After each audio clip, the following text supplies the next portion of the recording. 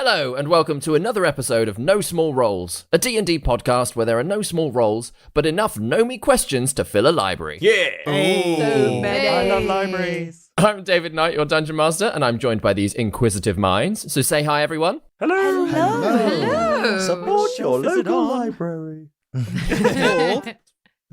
Or burn Voice it down. command your local editor. Or burn it down, yeah, burn down That's the why library. Enkidu hates libraries, because he's just got Wi-Fi. No Wi-Fi. Place is trash, burn it down. All right, you curious companions, are you ready to journey on? Yeah. Yes. Ah, Actually, yes. Yeah. Then let's cue the theme tune.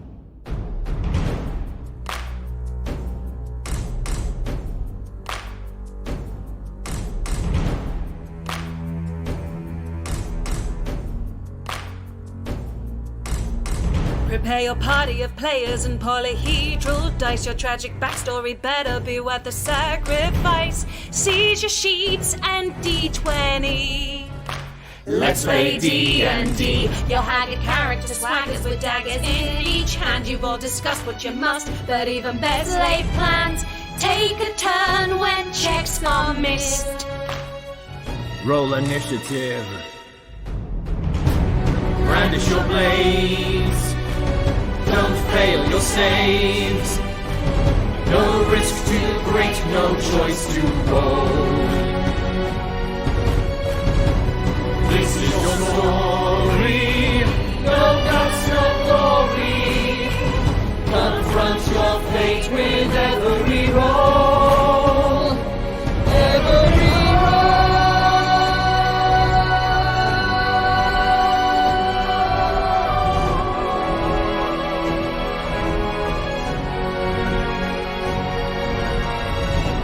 rises inside, one who will pay the price. Then chance of success will rest upon the dice. No risk too great, no choice too bold. This is No Small Roles. So, after a shopping spree around Vernock Rise, you all gathered back at Drake's for drinks and a discussion. With Kierda having crashed the party, he and Juna dove into a deep conversation, comparing what they each knew about their destined purpose.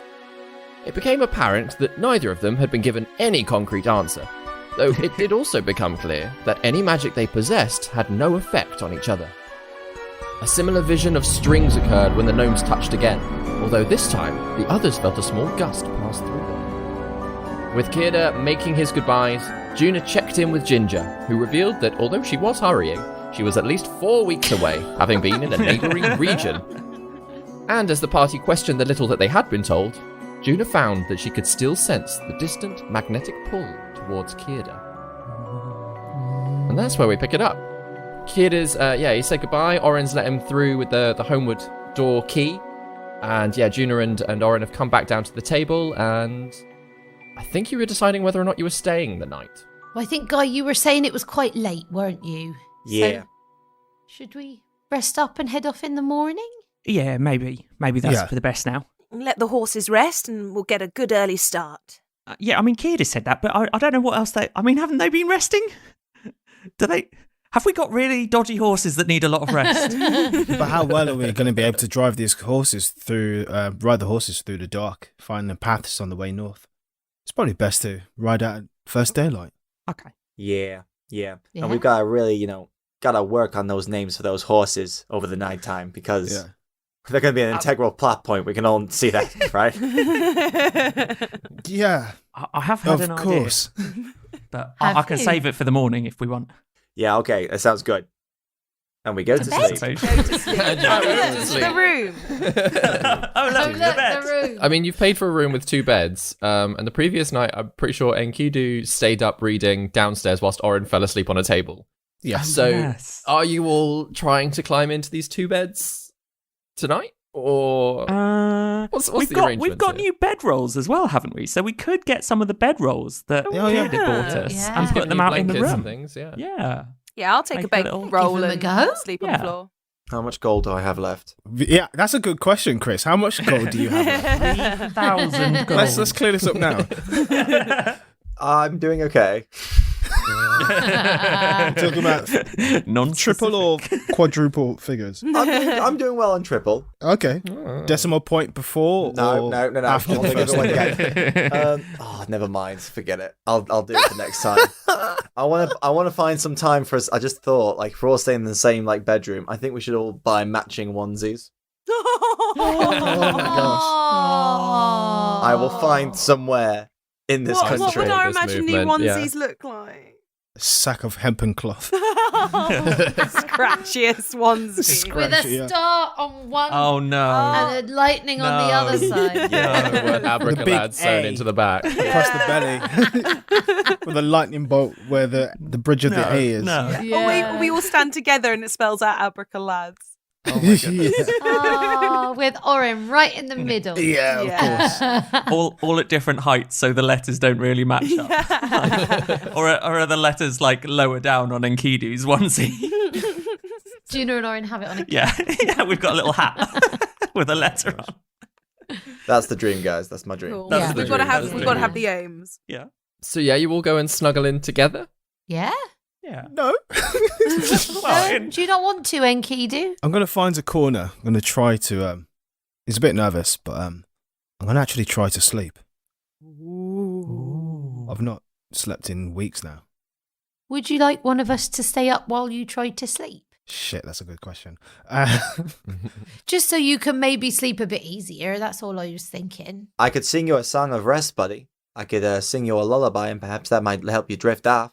Yeah, if you don't mind. Certainly. I mean, that would just be nice anyway. Mm. And I've set up my perimeter with the security, so which I really should have done that night that I got kidnapped by a spider. Oh, yes. That is a great idea. Yeah. But if you wouldn't mind, Gwendolyn, if you put that spell around me rather than us as a room, Okay, that might be a little countermeasure. sure.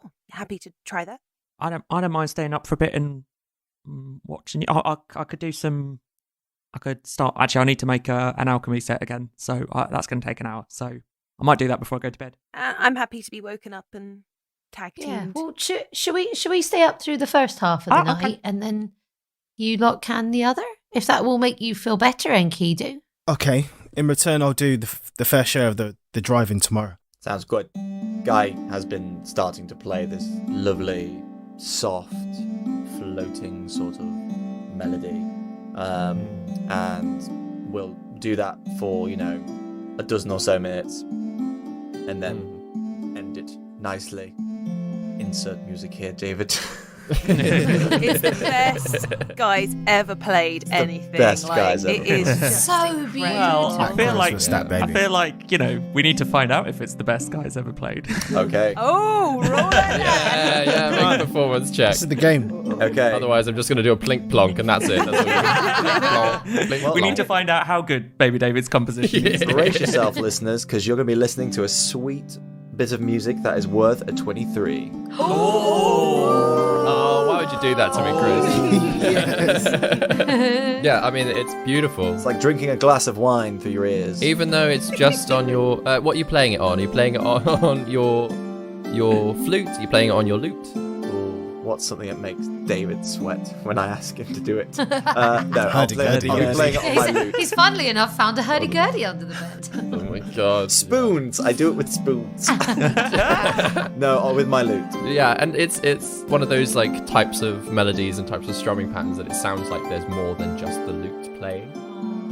The like enharmonic sounds that are like sort of pinging off, like just reverberate around that room, just that little bit more. So it feels very full. Oh, it's so beautiful. lovely, isn't it? Yeah. And I go to sleep after those dozen or so minutes. And Kidu, for you, as you are sort of listening to this melody, like you've got like this alarm string tied around you, marking your little space in the corner. It's surprisingly easy to switch off. And whilst you don't necessarily have a clear dream vision or anything like that, the sensation of being asleep happens. Okay. But yeah, Orin and Juna, if the two of you are awake first, is there anything you chat about? I just wanted to like offer you something if you want to use it. I know that when we were talking to Kierda, you seem to be asking him a lot about something that I feel like is part of your history. And I know you don't like talking about it, but if you do ever want to share, I can reach into your mind and you can share what you want without having to talk about it if you would like it off your mind, that's all. I don't know that there's anything hugely... I don't know that there's anything hugely weighty that I need to get off my mind like that. Juna? If you change your mind, then okay. let me know. Thank you. Actually, I had something I wanted to ask you. I was thinking I might write a note to Eliwick, who I mentioned to you before. Yeah. And I was going to mention about the 7-petal flowers, if that's all right, and just ask her if she knew anything. I don't think she can really reply to me because I don't think she's got any way, but maybe she could, if there's some way we can get in touch with her later. Yeah. If you wouldn't mind not mentioning myself or Kierda, but okay. the concept is completely fine to mention. Okay. And don't mention you two. Yeah. Okay. I would think she would know about it as a story. As a story. As a gnome, but... Okay. But no specifics. Yeah. That's fine. Okay. Orin's tinkering with the tattoo tools that he made the other day for Juna as well and turning them back into alchemy tools. Now that Juna's acquired some tattoo tools of her own and doesn't need Orin's slightly... Juna's gone off into the corner to try them out on her hand. Are you actually tattooing yourself? Yeah, just a few little lines on my hand just to get to grips with it. Right, okay. Orin watches with interest. Can you make a sleight of hand check, please, Juna? 15. 15. Yeah, the first one's a little bit wobbly.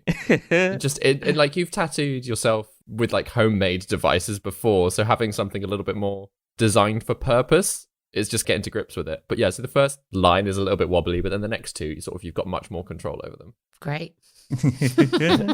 But the night passes, and neither of you notice anything bizarre or alarming. And Kidu is breathing heavily in the corner in a deep sleep kind of fashion. So from the outside perspective, it seems like it's worked for him.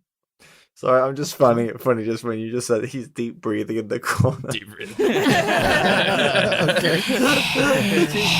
Not like that, Chris. Whatever you do to unwind. Breathing of someone who is asleep. Oh, but then, after the two of you have been awake, do you kick the others awake? Do you? I don't know. If Enkidu looks like he's fine, not coming to any harm, mm-hmm. I think Orin eventually would just be happy to just curl up and go to sleep and not let everyone get a good night's sleep. Yeah, Juna's not going to do that. Oh, right, okay. Juna's going to just wake up Gwen and be like, Gwen, I'm sorry to wake you, but I feel like someone should be awake. Oh, I'm very tired. No, get asleep and I'll keep watch. So wake up Guy as well. No, let him sleep. It's fine. Let me know if you need anything, and she leaves Ruana with her. Lovely. Aggie is also obviously poddling around. Just honking occasionally. Yeah. And Gwendolyn, whilst you're awake, are you doing anything in particular? How are you entertaining yourself during the time? Just kind of probably get Gubbins out, have a little whisper to Gubbins, tell Gubbins about Catapult Girl. And... Catapult Girl. Mossy. Yeah. I think she's just thinking a lot about going to Forlos Vail, and I feel like she wants to prove herself, so she's kind of, telling Gubbins it's time to be serious. Mm-hmm. I think she probably does get a bit curious as to how well Enkidu's sleeping, so she might kind of stealthily sneak over there and just be like, is he definitely asleep? Is he breathing? Is he alive? You're welcome to make an investigation check. Okay, so this is when I go and look after my niece or nephew, and I haven't heard them wake up for ages. So I'm just I'll just be going and just listening, are you alive? Are they breathing? Yeah. Are they breathing? I just, but without waking them up. So that's basically what I'm doing with Enkidu, as though looking after a child. Amazing. Ooh. You said investigation? Yeah. That's a non-natural 20. Hello. Amazing. It's interesting. Obviously, since having left the Wingthrop workshop, you've not seen Enkidu sleep. So even when you've all been traveling and like he was resting and kind of in that like depowered mode, he was still kind of aware, even if he wasn't necessarily interacting with you all. So it is quite comforting for you to like see him fully relaxed briefly in this moment as well. From the outside perspective, his body's doing everything a sleeping person would do. Like bit of drool coming out. Yeah. Like the occasional little snore, but like, yeah. Oh, that's a good question. Enkidu. Is Enkidu a snorer? Yeah. Never had to think about that. Yeah. Are his sinuses clear? Oh, yeah. Because I know personally I am. I've been told I'm a horrible snorer. So yeah, why not? So yeah, he's snoring away. And yeah, there is a wonderful comfort in that for you. Kind of rehumanizes him a bit, I think, in her eyes in that case. It's nice to just go, okay, still just a person. Yeah. One eye cracks open, swivels around and looks straight at me. The triangle in his chest opens up, fills the room with light. No. Oh, it's fully charged. Sorry. Yeah. But yeah, so you're quite happy that he's fine, and everybody else sort of curled up across these beds and on bed rolls on the floor and that. So it's just quite peaceful for the rest of the night. Yeah, she's probably like used gubbins to like kind of wave in front of his eyes, like, but then kind of sneaks away and just like kind of surveys the room, seeing everyone sleeping and just like, okay. And then I think maybe for like the last hour or so, she'll wake up Gaius to like be like, you can do the last couple of hours. Okay. And Guy will like sit up out of bed, get out, and just sort of be in that sort of zombified mode. And you know you want to go to sleep, but you've been woken up quite abruptly. Very pleasantly, but quite abruptly. Yeah, I think she was getting knackered, so she's like, meh. He'll wash his face, try and wake up a little bit. He'll take off his mask. He'll stare at himself in the mirror for a while, looking at his face. And he goes to his notes, his little score sheet. He looks at the notes and the compositions he wants to do in his head. He'll just scratch away in the corner somewhere. Nice. So after, about an hour or so, the sun rises outside, shining light through into the room. So all of you slowly come around. And Enkidu, you find yourself waking up. Again, you can't quite remember if you've had dreams. It's in that sort of weird state of like, or maybe you did. It's strange. It's not that you feel any different from sleeping now to sitting and being awake as you have been. But there is, again, that sort of like, that comfort that you're able to still just sleep if you wanted to. Oh, okay. But yeah, you all wake up the next morning, head on down, sort of once you've, washed your faces and that, head on down, grab a breakfast. There's some egg soup on the go for everybody in the morning. Oh. I know. What? Egg soup. Is that even Is that a thing? Or have you just made that up? Part of me is like, have I just made that up? I feel like that sounds like a lot of egg. You can get egg drop soup, can't you? You can have what soup? Egg drop soup. Where you basically have like a broth or whatever, and then you drop the egg into crack an egg into it. Oh, right, and it like cooks a bit in the broth. Oh. Yeah. Okay. Still eat it, but all right. Lovely. At the very least, like you can get it at Chinese restaurants and things. Sounds a bit shakshuka-esque as well. Yeah. Oh, yeah. Kind of like egg cooked in stuff. Okay, cool. But like basically it's a big pot of stuff on the go for like anyone who's around. Oh, yes, this is lovely. Do you have any last business in Vernock Rise, or are you sort of heading off as early as you can? Hitting the road as soon as we can. Let's hit the road. Oh, on our way to get there, what are we going to call these horses? We should probably have some sort of name for them. Oh, yeah. What about Benny and Bjorn? What? They're just two good names that feel like they go together. I like it. Oh my gosh. You got to be careful with horses called Benny and Bjorn. Heads up. I did have one thought. We could call them Bess A and Bess B.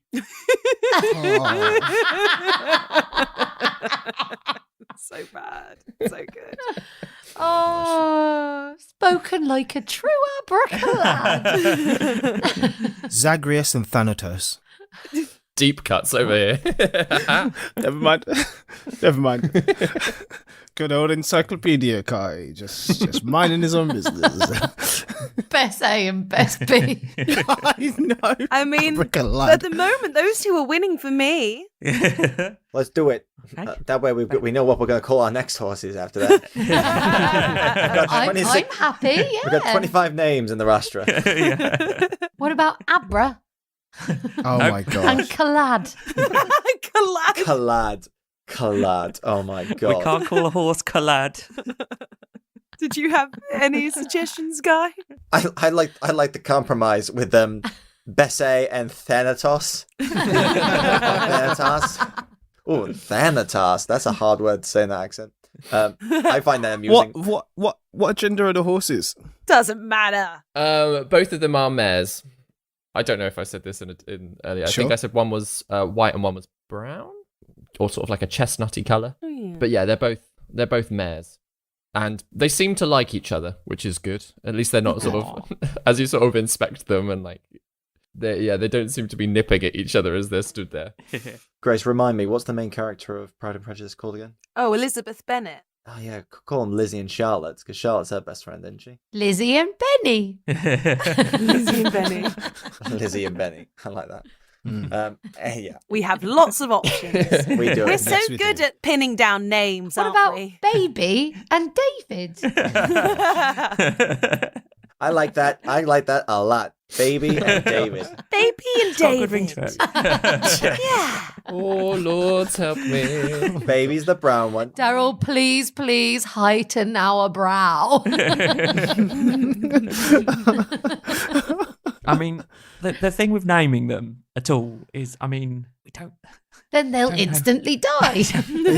How long we'll be able to keep them? We've not got the best track record when it comes to horses. And we probably won't be bringing them back by riding them. Anyway, you're going to use the homeward door to come back to Vernon Royce. I think Baby David sounds great. Oh my gosh. Yay! How about Davida instead? Baby Davida. Okay, Davida. deal. One's called Baby, one's and called Davida. Davida. What? Deal. I mean, I just don't understand it. Canon. I don't Forward. understand it either. Oh my gosh. I will get a saddle for Baby. Well, you get a saddle for Davida. Let's go. I'm going to consult with the superfans if this is canon or not. I don't have strong feelings for this. I mean, if I never say those names, is it ever going to... The stress on David's Two face. horses set off down the The road. two horses, of which you have named. Bebe. Let's call it one Sam. Just name after the superfans. Sam and Hannah. There we go. Sam and the Hammers. Yeah, that's good. Brow heightened. And with Hannah, you hit like two super fans. So. There we go. Sam and Hannah. There we go. But then what if we kill them? And what about Pippa? Yeah, poor Pippa. We'll call a different animal. We'll Pippa's have many name. horses to We're come, gonna guys. speak to how many? We're walking through the woods, and there are gonna be a million fucking squirrels that Juna's gonna want to talk to. Any one of them could be Pippa. I'm going to call all the squirrels in the woods, every single person who has ever listened to this podcast. Why don't we do this? Why don't we 100 just- acre wood. Here we come. What we could do is send it over to the Discord and be like, name Name best the horses. names for horses. Horses, And for this episode, yes. we'll just be like, these two horses. Yeah. We have very good names. Bess A and Bess B. Best A Best A and and Best Best B. B. Placeholder names, best A, best B. Fine. Hey listeners, jump on our Discord. You get to decide the names of these Ben's horses. written it in his notes now. It's in the notes. It's official. I don't know why I went West Country. That's because me and Vicky are sat next to each other. I love the idea that from the horse's perspective, as each of you like takes turns taking the reins and leading them along, that you are calling them just by completely different names. So they just think like, okay, well, who are we now? Their recall is terrible. Yeah. When they probably already had names coming. Yeah. So They're having a I mean, I conversation can with each try other. and ask them, but they're a Oh, bit yeah. big, really. Oh yeah, maybe. Also, maybe we shouldn't get to know them that much. Okay. Just in case.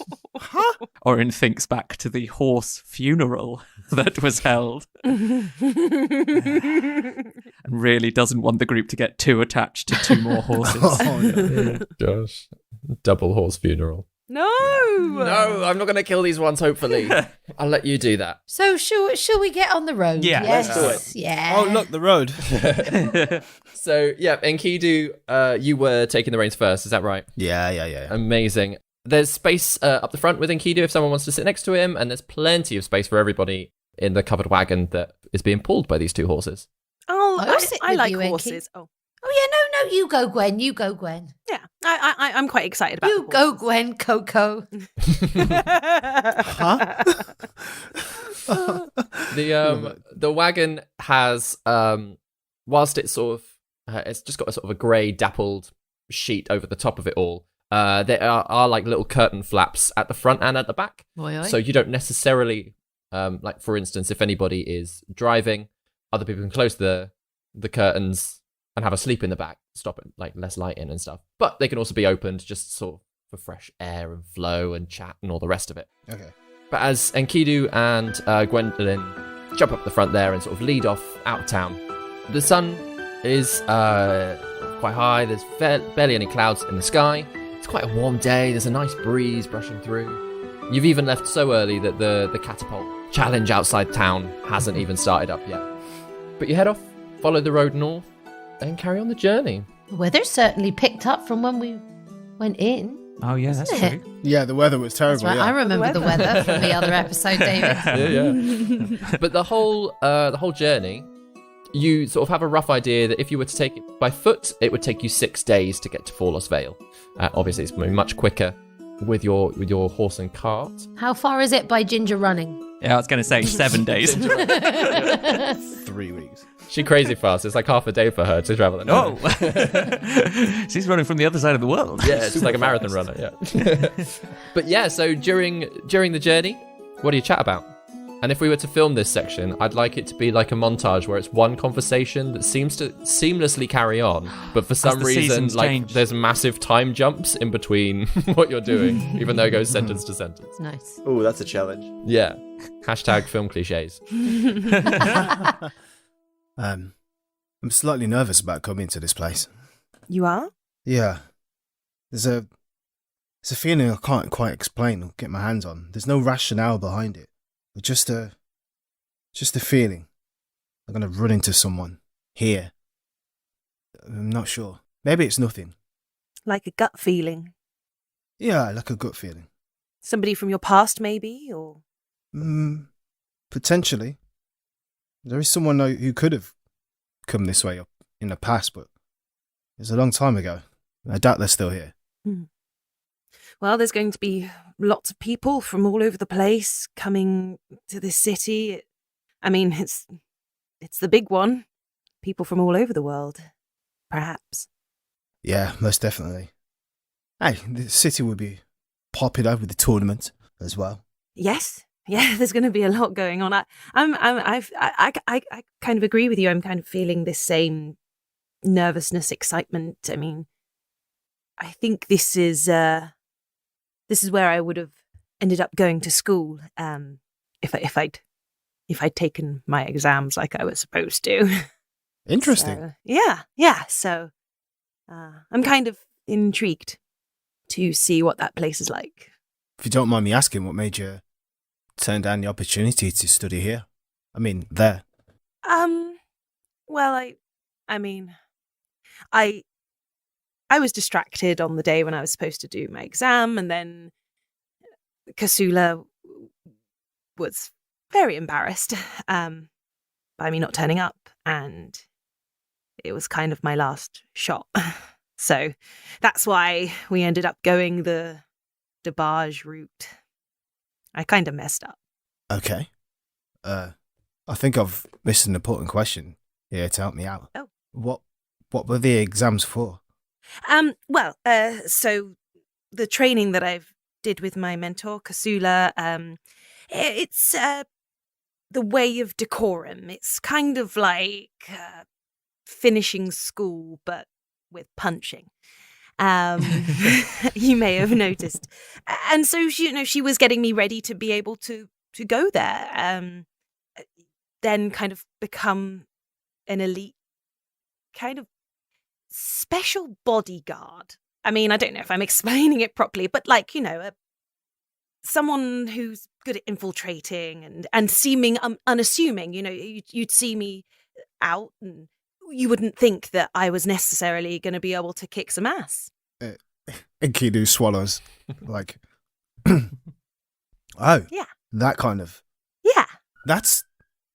Wow. Okay. It'd be pretty cool. But I was distracted with somebody that I was in love with, and it all. Yeah. I am seeing a pattern in me. So, yeah. And I'm kind of regretting not having done my exams. I'm curious to go and see what it's like. See what the other students are like. You know, that's funny. I know someone kind of like that, or knew someone like that. And from my experience of knowing you and journeying with you, I think you got the better end of the deal. Really? Yeah. I can't imagine living a life like that can lead to one where you're surrounded by people you care about, not having to worry about them from day to day, having to keep apart from them to keep them safe. It's just, I don't know. I wouldn't want to wish that life on anyone. And see, knowing the kind of person you are, what you stand for, what you believe in, maybe you not taking that exam was for the best. Well, I suppose I wouldn't be here right now if I had. Yeah. And I know everything that's going on is, well, I know particularly for you, it's been tough, but, well, I mean, tough doesn't sounds like an understatement. But I care about all of you, and you're all really important to me, and I've never felt so capable as I do when I'm with all of you. Feel like I've got a purpose in this group, and it's really cool. And you've earned everything that you have accomplished so far in terms of finding out who you are with your own hands.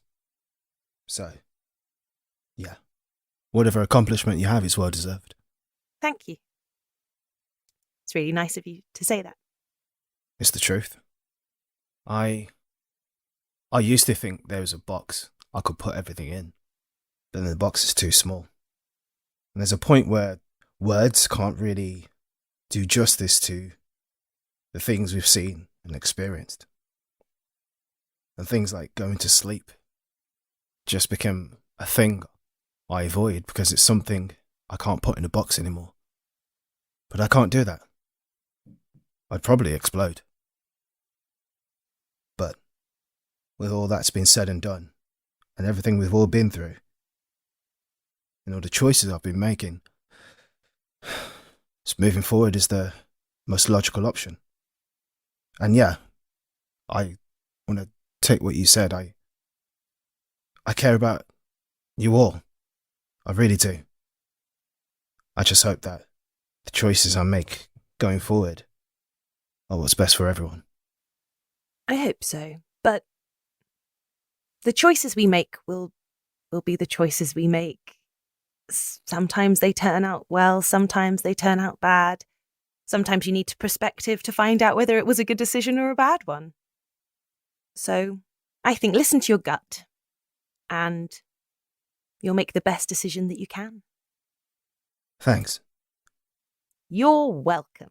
Enkidu will smile. Gwendolyn, if I was to see my friend again, would you talk to her? Just maybe if she met you, she'd get a glimpse that of a different kind of life she could have had instead of the one she's got. Of course. I would be happy to meet and talk to all your friends. Thanks. I think she'd like you a lot. Well, I mean, who doesn't like me? Apart from you when we first met. Yeah. Enkidu will smile a rare smile. And Gwendolyn will kind of just like, you're like, ha, Oh. It's really nice to see Enkidu smile. I can hear Myra in my head going, Gwenkidu. Any positive reaction, like interaction between the two of them? Yeah. Just friends, y'all. They're just friends. She's writing fan fiction. Yeah. She's at the Rhodes family house at the moment. Yes. So yeah, you all journey on, and the first day passes with not much happening. You find the part of the road that you're heading north and sort of northeastward is actually the same road that you came in on, but obviously being on a cart is traveling by that much faster and that much easier for you all. At around lunchtime on the second day, even though there have been sort of a few other carts and things and horse riders passing you by, you do see one that really does catch your attention. There's a chap on a rather large wagon that is brightly painted. He seems to be the only one driving it. There's nobody else sat at the front with him with his nice big grey horse. And he's wearing a burgundy coat with puffed out sleeves, a big hat with a feather stuck in his cap. And as sort of the two carriages and carts pass, he sort of waves you down for a moment. Who's driving at this point, I would say? I don't mind still doing another shift. Yeah. I assume, yeah, you've all been sort of taking turns. Is anybody else sat at the front with Enkidu? Or? I'll be. So, Gaius, for you, it's not that rare a sight, but Enkidu, it probably is. That the chap, as he sort of nears, you realise that he is elvish, but he has a green tint to his skin. And Gaius, you recognise him as an Eladrin. Sort of, they're fairly commonplace up in Aeland, but really not so down in Dravain. But sort of as he sort of the two carts pass, he does pull up a bit, and you get a clear view of the side of his wagon, which reads "Wester's Wonderful Whatnots." And he just waves. He goes, "Hey, you looking to buy anything? I got all the wares. Anything you like? I got. Well, I mean, hail, friends. Hi." Hail and well met. Hello, friend. Hello, fellow Ailish person. How you doing? He's Ailish. Hey, how's it going? This guy. This guy over here. Come on. Oh my gosh, I love it. All right, I'll give you a discount. I don't even know you. I'll give you a discount. This right. charmer here. Guys, we gotta stop the cat. Come on. We gotta see what his come on, Dad. I'll show you that. Oh, Like, you all see, right. yeah, what's happened? we got all sorts. Hello. Oh, hello. So, hi, sorry, nice to meet you all. My name's Wester Merriman. This is my Wester's Wonderful Whatnots. What's your horse called? I was genuinely about to say Bessie. Do it. Not a name. That's Nopo over there. Oh, cool. Apparently horse names are important. Nopo. Nopo. And you're Wester Merriman. That's right. Hello. I'm, as you could probably tell from the coat from the wagon, I'm a traveling salesperson. I got all sorts. If you want to have a quick look at the wares on your way, you heading into town, are you? Yeah, we are. Yeah. Forlos Vail's wonderful this time of year. Great. I just picked up a whole load of stuff just from there. New in. You can have it first dibs. Beautiful. You got any suggestions for tourists coming into the place? So I'll go in there. Yeah. Oh, I'd hit up City Hall. I mean, if you can, go see the Arcanist Consortium. The buildings there are so impressive. It's beautiful. Oh, who are they? Yeah. Who are they? They're part of your government. Do you not know? Come on, guys. I'm not from here. Oh, don't you worry. I would like to insight check this man, please. Absolutely. You can insight check him. Are they really part of the government? Is he lying? He's got 22. no idea. But is he a traveling salesman, or is that sort of some sort of cover? No, yeah, you get with the 22, you get the impression that he is a traveling salesman. Is he trying hard at the patter and trying to get you on side? Yeah. Before he's even shown you what he's got, you're doubting that it's of any quality. Mm-hmm. Cool. Cool. It's that kind of vibe from him. It's painted very nicely and it all looks great, but is it all show? Yeah. But he sort of moves over to his wagon, unclips the whole side, and one side of it sort of pops down into a bit of a stage and a display space. And he's like, okay, right, we got all sorts up here. I got What are you looking for? What kind of things you got? I got torches, lanterns, I got soaps, I got ropes, nuts, bolts, hammers, horseshoes. Have you got anything of like a pajamas? Anything like that? Pajamas. Now you're looking for onesies or twosies? Oh, my friend, I'm never looking for twosies. I'm always looking for onesies. No, see, twosies is the way forward, my friend. You notice that guy's accent starts to get a lot thicker when talking to this guy. Twosies are great. I got a few things. I got this nice blue onesie. I got this I think this is green. Is this blue? And he holds it up, and it's definitely still just blue. I got these coats. I got these linens. Daryl, prestidigitation. Can you change the color of fabrics? Probably can for like an hour. Worth it. Yeah. I'm sure if we needed to change the colour, I could dye it. I used to do some of that kind of stuff at the Roses. If you got a seamstress amongst you, I got needles. I got strings. I got all the threads. It's more a question of what he's not got. Exactly, he knows. Have you got anything of a special persuasion? And I'll just like take out 2 coins and just start rubbing them together like gold coins. Oh, my friend, do I have something special for you? I got holy water, I got unholy water, I got unhealthy water, I got healing water, and I've got honey water, which is actually quite tasty. No, I got more than that. I got beautiful things. You're looking for something special? Yeah. Is this for a loved one, perhaps? For a romantic partner? Oh, it could be. It could be. You know, I've always got a thing in the back of my mind for, you know, when a special someone comes along. So, anything that you might suggest for someone who is of the wooing persuasion? Oh, the wooing persuasion. Now, you see, my friend, have I got a little pet for you? A pet? A pet? Oh, it's a beauty little thing. And he sort of climbs up onto the stage, starts opening little cupboards, and pulls out from behind a cupboard a small cage. Like, it's tiny, and it's got straw in the bottom, bits of hay and stuff. And nestled in amongst it all is a hamster-sized creature.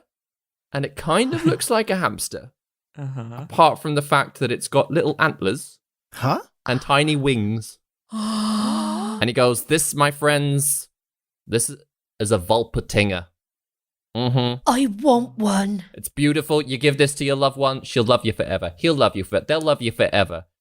Entirely doted. And it's just, I mean, what better way to know if someone could care for a child like by giving them a pet, if you know what I mean?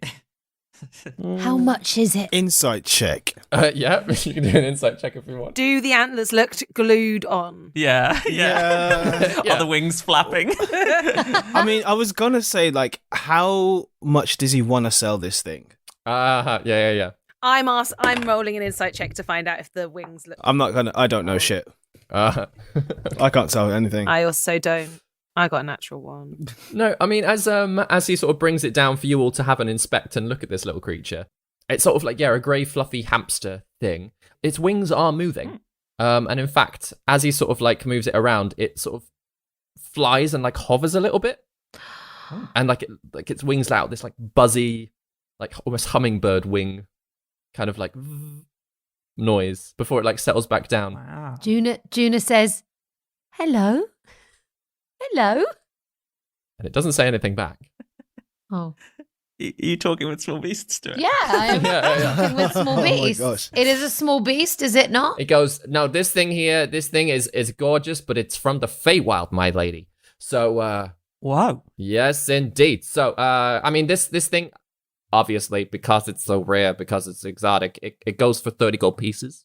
Whoa. I mean, I'm happy to sell it at a discount for my friend over here. Am I right? Because we come from the same place. This guy. Okay, my friend, so what kind of deal you talking about here amongst friends? Well, I mean, like I say, it goes for 30 gold pieces normally. So if you want to say 26, I feel like that's a nice discount. Doesn't seem like much of a discount. No. That's a discount. I mean, I can't do math off the top of my head, but that's just less than 30. I know that. Well, look, buddy, I was tempted to go for 25. So if you can do me a favor and squeeze it down to 25, I will sort you out. He's asking me for 25. He's asking 25. I think I can press the 25. 25 is You all can right. press the 25 from me, pal. Come on. All right, 25 for the gentleman here. And it sort of offers you the cage with a hand out ready for money. Okie dokie. And I will give him the 25 gold. Now, my friends, thank you very much, kind sir. You seem interested in the more magical sort. Is that right? Yeah. Yeah. Well, I got plenty of little trinkets that do all sorts.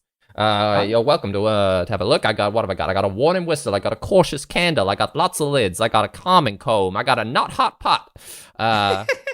Any Guy, of these? if you want to have a look, I'll hold the creature for you while you have a look. Actually, Juna, I was gonna actually gift this little fella to you. Actually, you seemed really inclined to have it. So, hey, you've healed me a few times, so here you go. Oh, thank you, Guy. Oh. I love it. I'm going to call it Baby David. Oh, that's a genius idea. Yes. Yes. Oh. No. I will not really. I just needed to say that.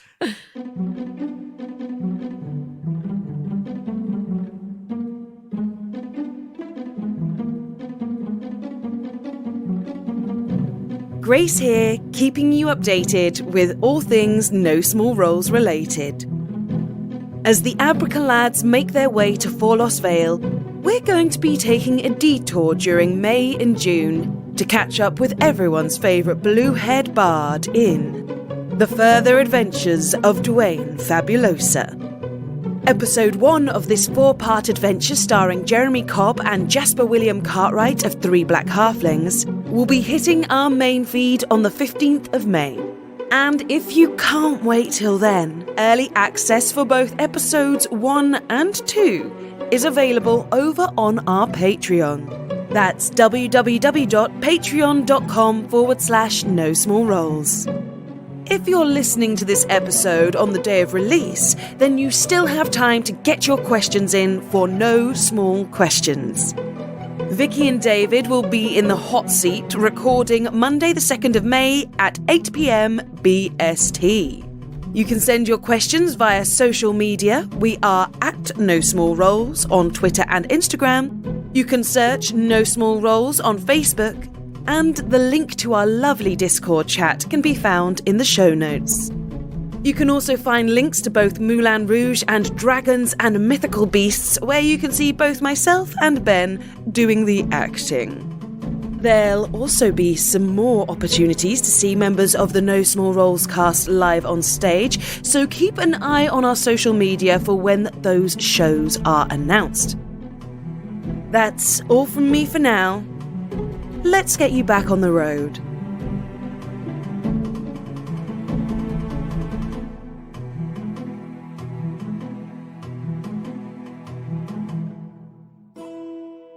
I mean, all these trinkets look amazing, but just before you tell us about them, sorry, this Volpatinga. Volpatinga. It's a Volpatinga. You got it from the Feywild? Well, I got a cousin who's got a cousin. Would we have heard of a Volpatinga? Oh, you can make an Arcana check. Can I ask a similar question? Nope. Would I know anything about the Feywild? Rather than specifically Yeah. Oh, I will ask that question. Now, I got a 12. No, I'll say you haven't specifically heard of a Volpatinga. Unnatural 20. Oh. So what you know of the Feywild is it goes by a few different names. Sometimes it's referred to as the Hidden Glade. Sort of, it's referred to as the Luckbringer's Domain. Oh. You know it to be loosely associated with Sylvain and the sort of that sort of god's divine domain in some aspects. And she is known as a sort of a bit of a chancer. Yeah. So you get the idea is that a lot of those folk stories of random little deals made with woodland creatures. They all come from the Feywild, and you can't always trust creatures from there. Okay. Orin will keep that thought to himself for the moment to share with Juna later on about her new a new friend. New friend. You said something about a calming comb? Oh, yeah. Oh, it's beautiful. And he sort of pulls it out of a drawer. And it's this little mahogany comb with sort of a little carving of a flower in the top of it. He says, you see this here? You stick it in someone's hair, calm as anything. If they're getting angry, if they're getting up in your face, you just get this comb, you just give their hair a little brush. You see, again, it's great with little kids, for instance. If your little kid's having a tantrum, you just say, don't worry, we're going to brush your hair, and it calms them right down, but I tell you, it works wonders on adults. Anyone here feeling particularly emotional in this moment? No? June is playing with the creature. I think we're pretty good. We've had a good shopping trip recently. Anybody? Even if you're not, feel free, my lady, to try it in your own hair. Okay, I will. She brushes her hair with it. Does she feel calmer? Yeah, almost as soon as it touches, like, sort of your head, you just feel really relaxed. Oh wow! I want that in real life. They've got one of those. It's like a thing. What do you call them? Like there's like head massagers. Oh, yeah. Head massager. Yeah, it has that kind of effect of like, ooh, and like whilst you're like sort of brushing it through your own hair, like you're still aware of everything around you. You're just like, any tension that you had was gone. Oh, this is great. Yeah, This is. See, isn't it beautiful? So, yep. Mine. How much is it? Oh, I mean, this one's going for 35 gold pieces by itself. Because of course, with the little Volpiting. I'll give you 25. Ah, she's driving a bargain. She's learning from a friend over here. Okay, we'll call it 30. 25. She winks. It's 31. 31? I don't need it that much then. There you go. You can have it back. Ah, I mean, it's such a shame. You enjoyed it so much, didn't you? I did, but I'll give you 25 gold for it. I couldn't possibly part with it for 25 gold pieces, my lady. I do appreciate the offer, and I'm glad you enjoyed yourself and you've relaxed, but it's just worth a little bit more than that. 27. Make a persuasion check.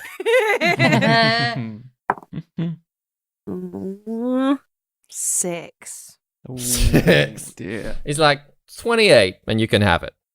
It's a deal. 28 for the lady. There we go. Nice calming comb.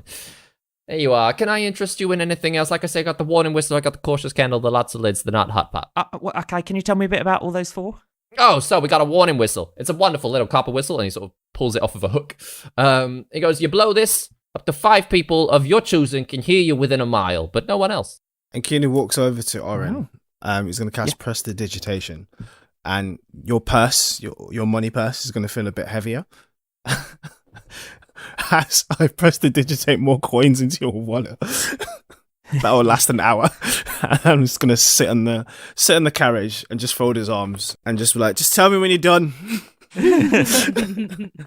How many fake coins can you make for it? I mean, like, as long as it fits into your hand, that's the size of the illusionary trinket he can make. Mm-hmm. David has a suspicious look on his face. Well, yeah, I'm just thinking. I'm trying to picture how many coins you could conjure in this way. The other thing with prestidigitation, though, is that is it a believable illusion if it's conjured like this? Oh, I mean, I can roll for it. Yeah, make a charisma check to see how believable. Oh, 24. All right, yeah. Oh, that's unbelievable. Yeah, we'll say.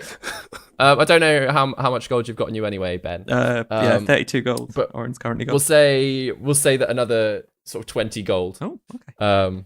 Sort of appears, Okay. and again, it looks pretty believable. Okay. Oren looks a bit confused at his money, but okay. So yeah, I got the warning whistle. Like I say, you're welcome to give it a go. It's been sterilized. I ain't touched it a week. Okay, I'll give it a go.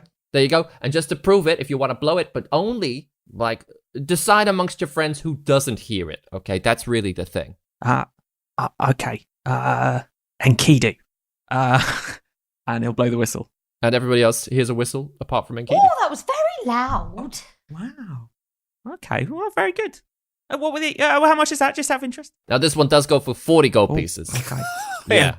I mean, like I say, it works within a mile, so that is quite a wide range. There is quite a strong enchantment on this thing, you know? I see. That, and along with, you see, I also got this cautious candle over here between the two of them. Those things, they are pretty good for moving around without being noticed. Then?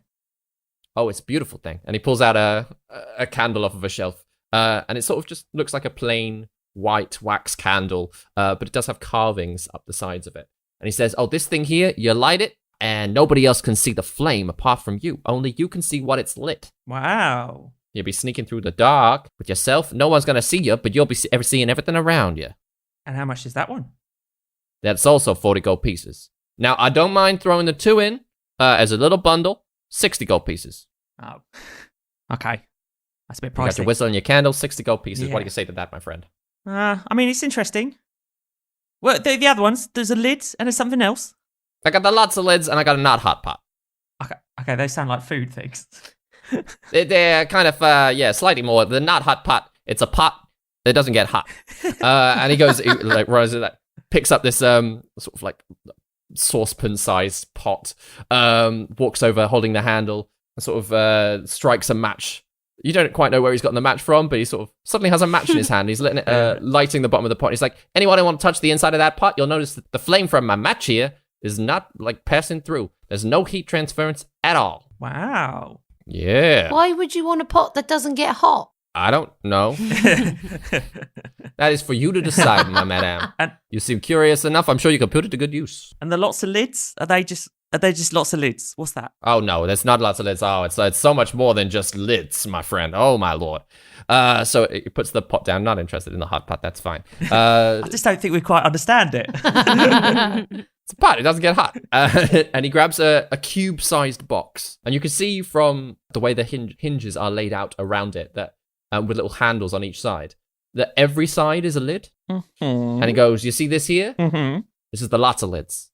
And he opens one side. He goes, drop something into this side for me. What's he got? I mean, he'll pick up one of his gold coins. Yeah, you just drop that in there. And he closes it. And like sort of once he's opened that lid, you can see that it opens to a space the full size of the box. But then he closes that lid and he rotates it sort of 180 degrees to show you the other face. And he opens the lid on that side and it's just an empty space. Oh, where's my He coin? goes, now put something in there. Go on, put something in there. Okay. Oren will put in a hammer if that fits. Just about fits. Okay, we'll give it a squeeze. I'll try and squeeze it shut. Okay, flips back round to the other side and opens it up to show you the gold coin. Oh. But there's no hammer in there. That's quite clever. Extra dimensional spaces, my friend. Wow. It's like your tea caddy, Juna. She says, looking Oh, you got round one of from these. playing with the Volpatinga. Yeah, not quite the same, but extra dimensional space, yeah. Yeah, exactly. So rather than carrying just one box, or carrying 6 boxes, it's all contained within the one thing, you know. Okay. But you can keep all sorts in there. Like you can keep your socks, you can keep in one bucket, you can keep your some nice beef jerky or something in the other one. Some herbs and spices in the last. You know, it's up to you. I mean, I don't know what's in your bag, do I? I see. And how much is that, just out of interest? The lots of lids, that's a 35 gold piece item. I mean, maybe the candle. Can I have a quick look at the candle again? Or in... Yeah, the cautious candle. Well, take the candle and he's going to, as he looks at it, cast Identify, please. With a first level spell. Yeah.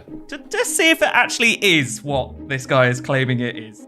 Yeah, and again, with the way that sort of, as you're sort of casting this spell across the candle, you get flashes of your, like, scribbles, pointing out, like, the different arcane markings that are already on it.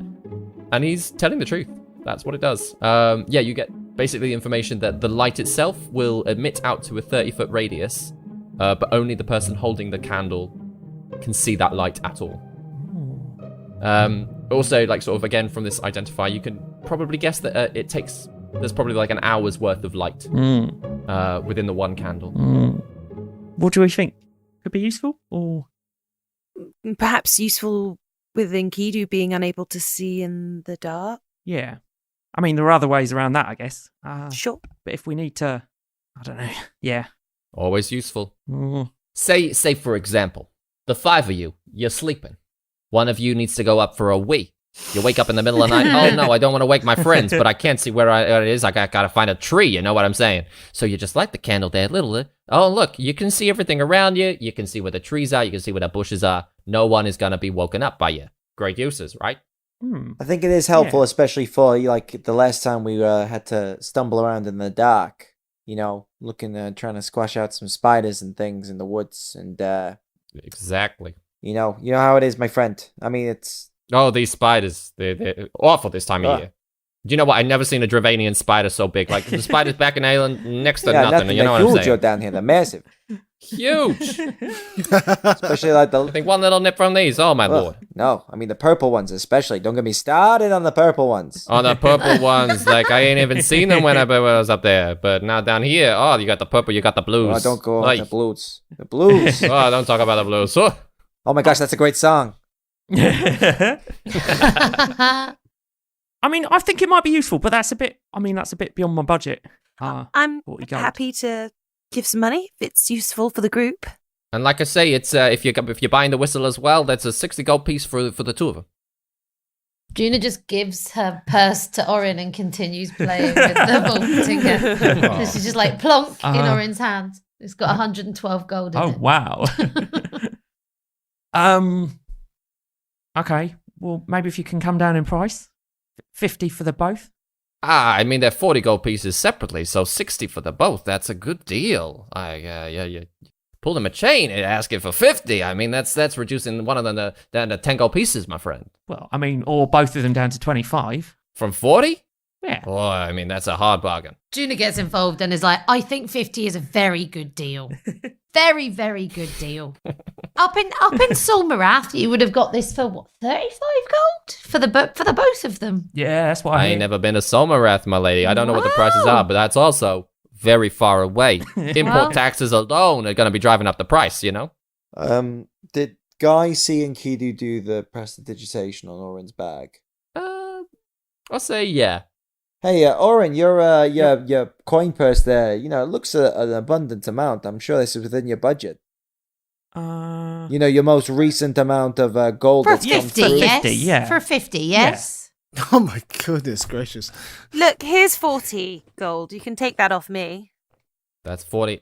Okay, and if the rest of you are saying you only want to give me 10 gold pieces, you're going to have to offer me something else along with it. I'll make you a... No, I don't mean anything I'll make shady. you a I just cup of mean, tea. I Orin, mean, pay the man his money. Let's go. Let's go. Come We've on. got places to be. Wasted daylight. listen, Let's go. I'm a traveling salesman, so if you got anything you want to unload, then I can take that with me, and that could be part payment, we'll say.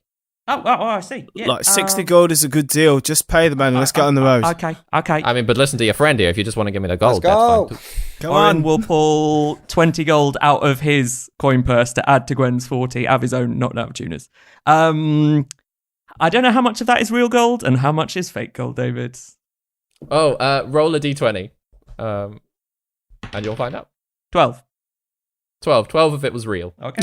I'll mark off 12 gold. Oh, nice. I love Man, that. we shall never see again. Now, if he'd rolled low, Yeah. If you rolled low, it would have been better for you. Yeah.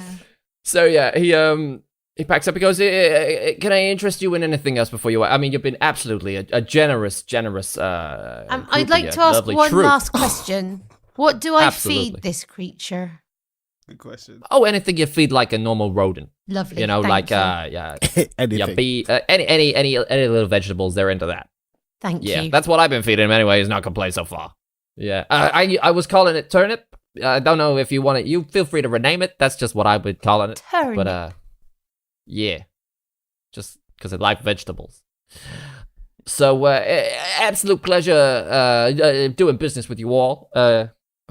Do or do you wanna keep looking? No. Anything I else think can we. interest you? Yeah, our friends. Right. We need to hit the Yeah. road. Sorry. Absolutely busy people, busy minds. But absolute pleasure. And I'll be traveling around if we happen to run into each other again. It would be an absolute pleasure to see you on the road, out and about. You know what I'm? Yeah. Yeah. Absolutely. And, Beautiful. Take care. It's been good to hear And another you, voice my friend. of mine. Exactly. Seeing someone from my native tongue, you know what I'm saying? It's it's made my day. Hey, take care of yourself, and they'll give him like the. You take care They'll of give yourself. him the man. elvish like double kiss on the cheeks. Yeah. I love it. But yeah, he packs up the side of his wagon, jumps onto the front of it, and like carries on off behind you all. We got paid 2 days ago, I mean, and you've sort of. spent most of what we. Let's go. Orin thinks back to Enkidu saying, "Spend it." The first time he got. Yeah. Just sits there like.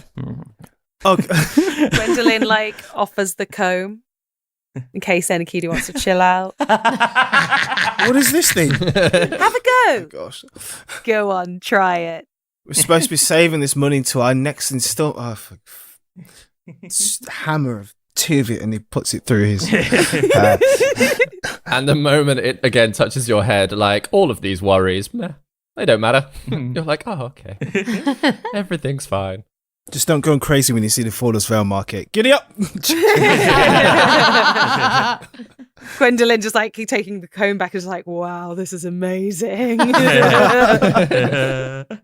Kidu, a bead of sweat draws back down his back. Like, now they can manipulate me. I think Orin will also go to Gwen and go, I mean, you basically bought these. I don't know if you want to hang on to them. I mean, I paid very little of them. Well, I think you hold on to the whistle and we'll make sure Enkidu has the candle. Yeah. Okay. I'll pass over the candle to Enkidu. You have a cautious candle. So you carry on your journey, and the rest of the day, again, the weather is quite mild. Juna, with your new pet Friend. with your new friend. Yeah. How are you interacting with it? Are you going to take it out of its cage? Are you... Well, I think what she'd like to do is like, like when you genuinely do get a new hamster and you sort of like put your hand, like you sort of almost like see where you can go before it gets a bit frisky. So she tries to like stroke it first and see if she can do that and like wean it. Mm-hmm. Can you make an animal handling check then, please, for me? Unnatural 20. Oh, very nice. Yeah, it doesn't take long. By the time that you sort of stop for the night, you've gone from a state of like it slightly being hesitant to it being like really quite happy and nestled wherever it is that you're holding it. Like it seems to be quite cozy in your hands, and like sort of you sort of hold it on your chest a little bit just for like warmth and all the rest of it, and it seems really comfortable and if anything a bit affectionate toward you. It's funny, it's trying to like nuzzle you a little bit, but obviously with its horns, sometimes it's a slight scratch for you. Are they with like its antlers. cow horns or like deer horns? They're like little deer antlers. Nice. Yeah. Guy, would you like a hold of Turnip? Its name is Turnip? Yeah, that's what the fella said. Yeah, sure. Hello, little guy. Seems as good a name as any. And again, Guy, like sort of as it seems to be quite like having been weaned and trained just a tiny little bit with Juna, sort of calmed down. It seems quite happy to sit in your hands. Tries to like climb through your fingers a little bit. And occasionally, even when its wings start going, it just hovers a little bit above your hands. It isn't trying to fly away from any of you. Ah, it's a cute little thing. Very sweet. It's lovely, Juna. But you can't speak to it. No, I'll try again. Hello, Turnip, can you hear me? Juna, you might want to just be a little careful about speaking to it. I don't know. I'll just sort of remember some stories about the Feywild and just don't make any deals with it, all right? Deal. Again, Juna, as you try to talk to it, it seems to be aware that you're talking to it whenever you say Turnip, and it looks towards you, but doesn't talk back. Out of curiosity, what languages does everybody speak? Draconic, Celestial, Orcish, Common. Common, Gnomish, and Orc. Same. Common, Gnomish, and Orc. Common, Elvish, and Orc. Common, Elvish, and Dwarfish, I think. Oh, we can all have conversations in Orcish around Guy. Oh. Essentially, like, yeah, you try a few different words in different languages, but it doesn't seem to be able to respond in any of those languages. It does kind of like make some noises back at you, but you can really only understand them as like squeaks.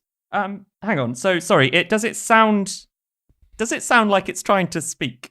It sounds like it's like when Juna talks to it, it does respond, but can't understand it either way. Hang on. I'm gonna try something. Orin's gonna fire up his quill of comprehend languages. So you just see Orin tuning up what looks like a normal writing quill, and then goes to stick it in his ear and then kind of like wipes it on his shirt a little bit and then actually sticks it in his ear. So it means for 1 hour, Orin can understand the literal meaning of spoken languages that he can hear. Oh, amazing. In which case, yeah, you do start hearing it. If I could just have a little bit more food, that'd be great. Oh my god. Oh, they're hungry. Oh, Juna picks up some plants that she would feed to Ruana, gives it to Turnip. Yeah, what have you got? What's that? That looks great. Oh, yeah, they like the look of that. oh yeah, lovely. And sort of scurries over, like sort of buzzes away, sort of his little hummy wings, flying toward the food, and just starts like picking it up and putting it into its cheek pouches. I'll save that for later. I was really hoping for like an exorcist voice. Your mother says, I don't like this food. "What have you done? Foolish mortals, you have broken the seal. Your souls are mine." It's the big bad. All along. Yeah, thanks. No, It's nice to hang out with everybody. no worries. Oh, cool. It's nice. Can you understand me now then? Yeah. Can you understand me? I think I'm still just speaking common to it. Yeah, I'm not speaking Sylvan to it. I'm still speaking common. Just No, it's fine. So that it like kind of registers a little bit and goes, all right, I think I get what you're saying. What you all up to then? Who are you? I'm Orin. Oh, can you speak to it? Oh, yeah. Can you ask if it likes being called Turnip or if it would like another name? Okay. Do you like being called Turnip, or would you like another name? I mean, you could call me Turnip. It's not what I call myself, but I don't mind. What do you call yourself? Well, it's quite hard to pronounce. There we go. And then it just makes a noise that sounds like leaves rustling in the wind. Oh my gosh. Turnip's fine, Juna. Or Russell? Russell? Russell. Onomatopoeia, why not? That's so Yeah. funny. I'll call them Russell. That's Yeah, such a I'll good call them name for a Russell. Feywild thing. Russell. Yeah, all right, Russell. Yeah, you can call me Russell. Call me anything you like. Whatever's easy to pronounce. I don't mind. How did you end up here, Russell? Oh, well, I was caught in a trap. Oh.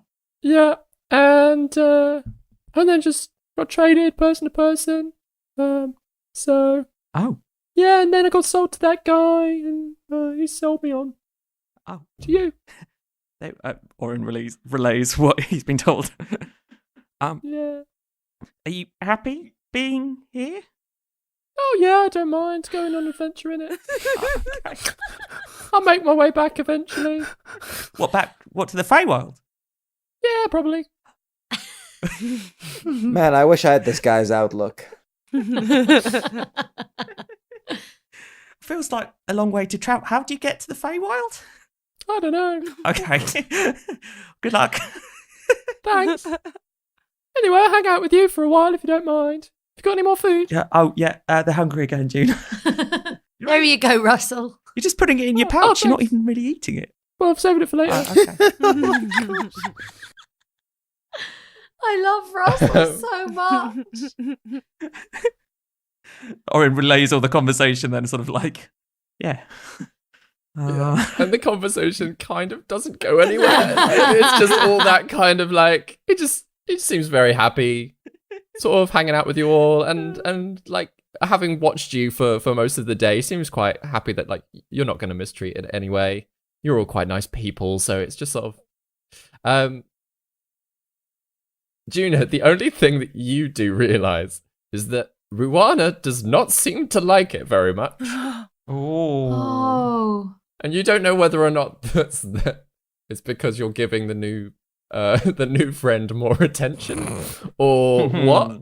But Ruana is like, and just like is being a little bit standoffish. Oh no, Ruana, come here. And she gives her a really big squeeze. Yeah, she's like a little micro owlbear as well at the moment, isn't she? Yeah. She eyes it. Part of you's like, oh, do owlbears eat hamsters? Do owlbears eat hamsters? Sometimes, yeah. But anyway, journey carries on. You rest up for the evening. Who's taking watch? I'll take watch. I was going to say, are you traveling through the night or are you stopping? Probably each night? stop for the horse's Yeah. sake at some point, won't we? Yeah, we need to rest the horses, yeah. And I'm doing the security straying every night, FYI. Nice. Yeah. I'll stay up with you, Enkidu. Yeah, sure.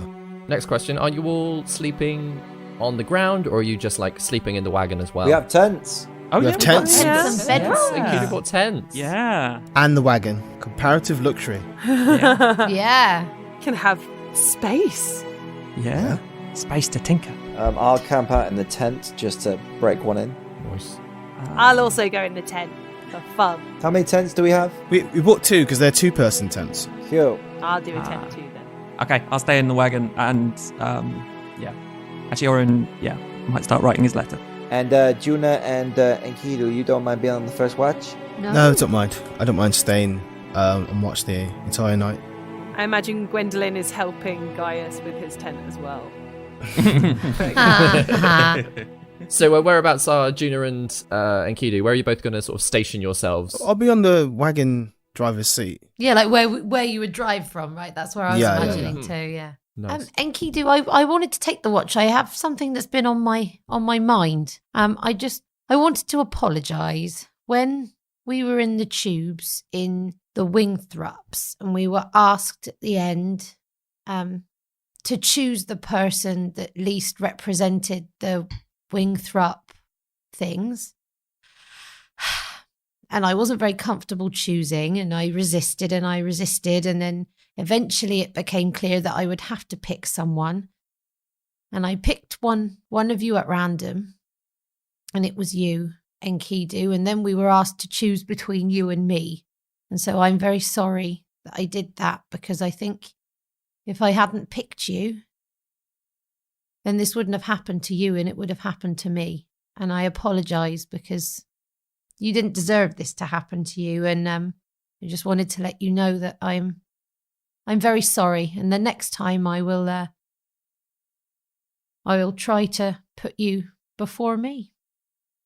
And to make me remember this, and she sort of just pulls up her sleeve, and just above her elbow on her arm, she says, I've put this on me to remind me that I must treasure you higher the next time, Enkidu, and I am truly sorry, and I hope you don't mind that I've put this on, but it's very important to me that you know this and that I remember it. Enkidu's in full shock, hearing this, and he vomits over the side of the coach.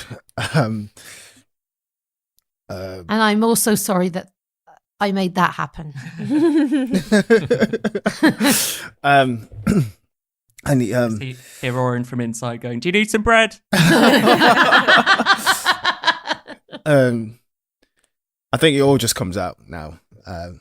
Enkidu, he's gonna take a few breaths actually, just to calm down. Except then no, I'm not gonna lie to myself. I could have. I know that you've all been thinking about this and what happened for the longest time. But I'll try and say along the lines what I said to Gwendolyn, but I wasn't in any place where I didn't choose to be. And that place, that test was designed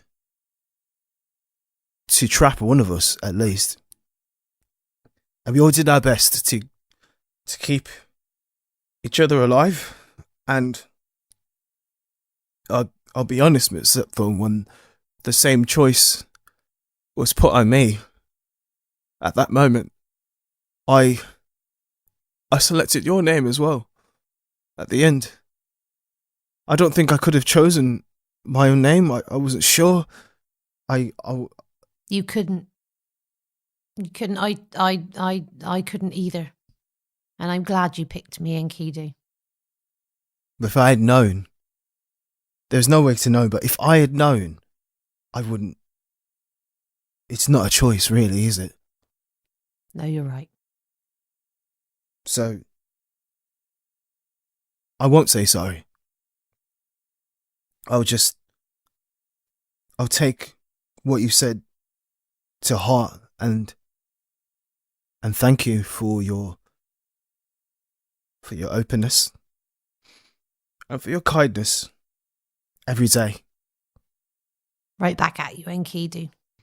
And then he's just gonna very ugly cry and hug Juna. And Juna's gonna cry like her eyes are leaking. Kind of cry. And just sort of, embrace him. Oren sat in the back of the wagon, like scribbling on a paper like, not listening. Yeah, no one picked me. Brilliant. Which does bring the question, Oren, this letter that you're writing, are you going to share it with everyone, or? Yeah, so Oren's been writing to Eliwick, his sort of gnome trainer / mentor back on the Woden Isles, in the Book of Notes. So he'll go off as he sends. So he's just been writing, Dear Eliwick, Oren here. Not sure where this letter will have appeared. Sorry if it's on your ceiling. It's or carved into your desk, maybe. Hope all's well in Calton Sea. How are the greenhouses? Hope the Hex haven't bothered you again since I've left. We've had a few meetings with some of their branches here on the mainland, actually. Yeah, I've been having a few adventures. I've been through Tillisham and Rostal, across Lake Trevane, and even through Time. But yeah, that's a story for another day, maybe. I've met a group I've been travelling with for a few weeks. They're an interesting bunch.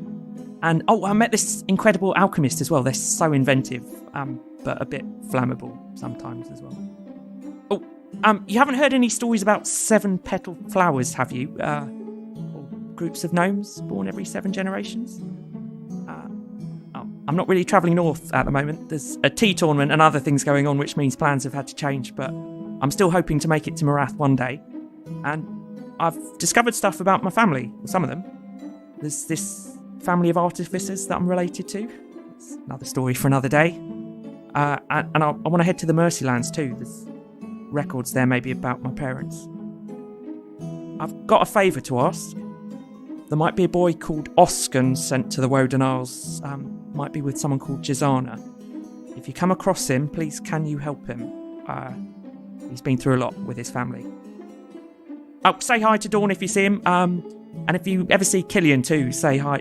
No, maybe don't. No, I don't know. Anyway, your friends. Orin. And then he thinks for a little bit before he writes Quill. And then sends it. Nice. Lordrop! Fucking finally. Things about Orin today. Did we find out in game what had happened to Oscar and Jazana? No, we've got no idea. No, we did you not. Haven't.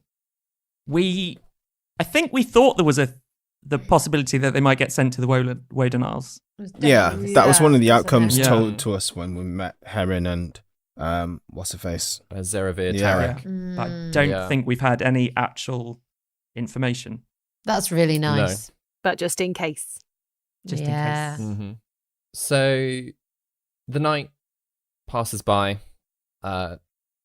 There's no sort of disturbances out and about. Again, there's sort of 1 or 2 horse riders, messengers, you assume, that pass by quite fast, but not enough to warrant any sort of worry from anybody that's still awake.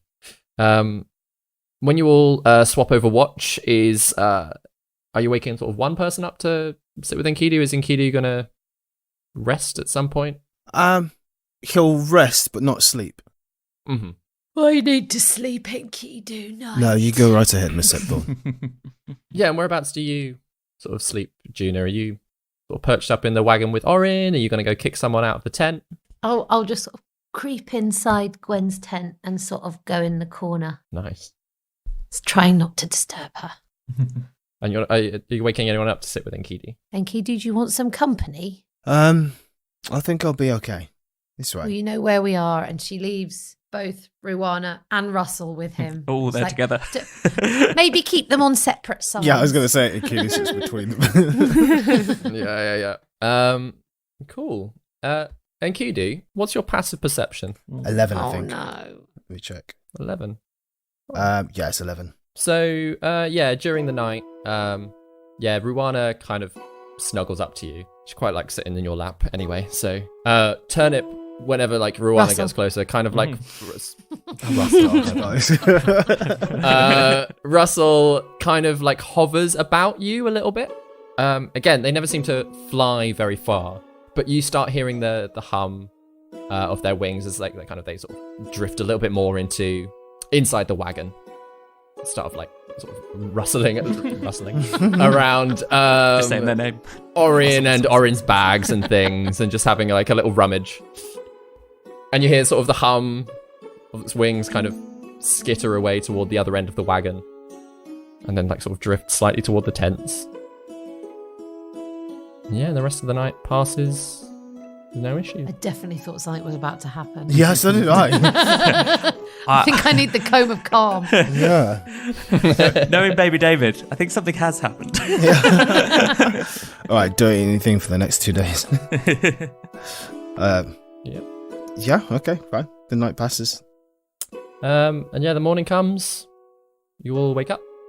Remind me the whistle. Sorry, does it? Mm. I can choose who hears it or Who doesn't? Who doesn't hear it? Yeah. Okay. So you can choose up to 5 people who can hear it within a mile. Okay. The point of sort of picking someone who can't was to demonstrate that, you know, it's up to you Very who hears good it. waking people up whistle, Well, that's isn't it? exactly what when Orin gets up, I think he might have a little play with it. Yeah, it's not there. Oh! Classic. Ah! In fact, Orin, as you start looking through your bag to find it, there's quite a lot that's missing. You were right, something has I happened! knew it. I said we shouldn't trust things from the Feywild.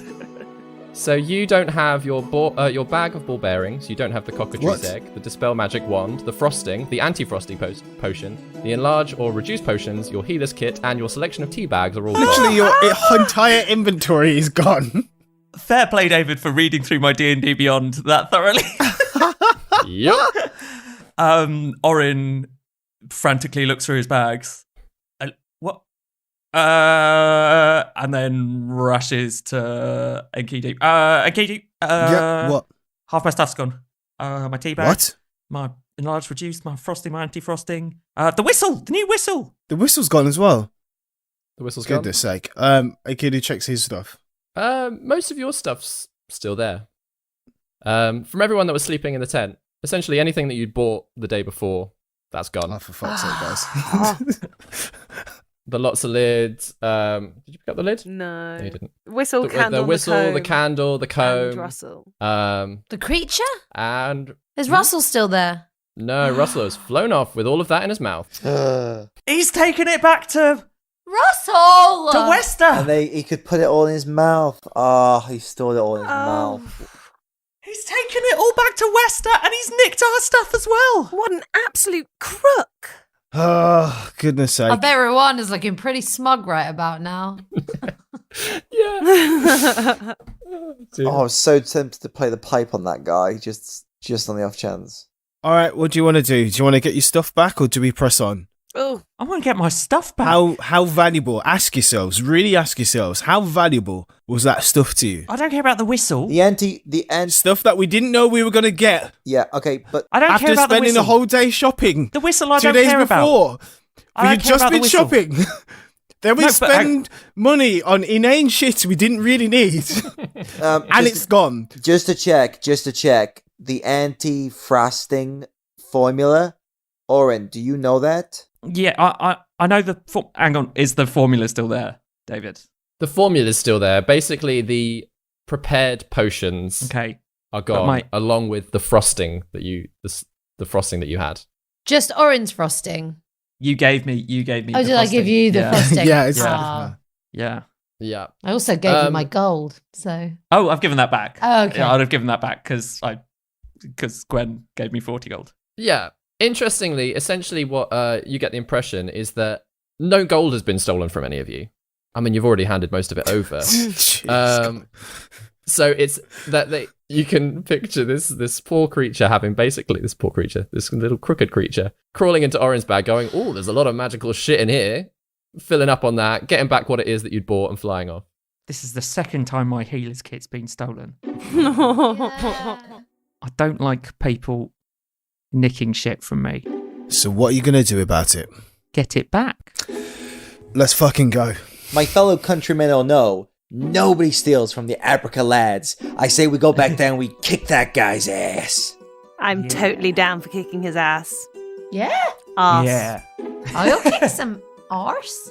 Oh, this fucking shopping. Right, let's go. We turn him And around. as you turn the cart around, that's where we'll end the episode. How are we going to find him? Easy. Is it? Not really. He's an Eladrin. Fae kind of creature, is he? Yep. I don't know if we're going to be able to track him. I mean, many good lucks to all of you. I really don't know if we're going to be able to track him. But I want my stuff back. Yeah. That is so annoying.